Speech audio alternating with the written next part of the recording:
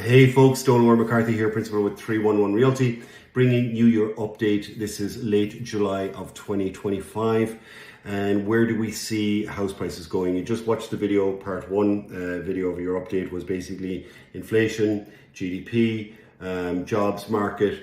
Where do we see the Bank of Canada going when they make their next decision in regards to rates, whether they'll drop them, hold them, or increase them? So that video we just had there.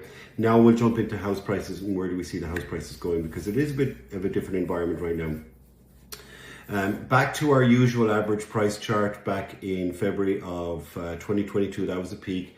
Prices dropped about 20% then, and we've remained somewhat resilient since then. I've been talking about how, the market has remained resilient, but we are seeing a bit of a slip right now. And where do we see indeed buyers doing very, very well?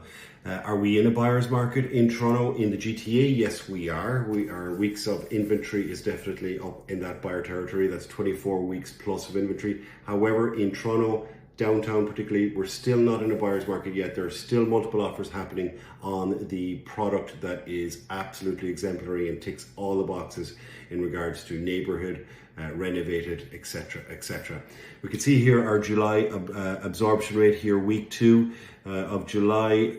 Condos up at 47% weeks of inventory, and houses, freehold homes at 20. So not quite at 24 weeks yet, which would deem it a buyer's market. So where do we see house prices going? So based on the previous video in regards to inflation and what we're going to see very likely an interest rate hike, we've got the jobs market, so there's uncertainty. GDP is dropping.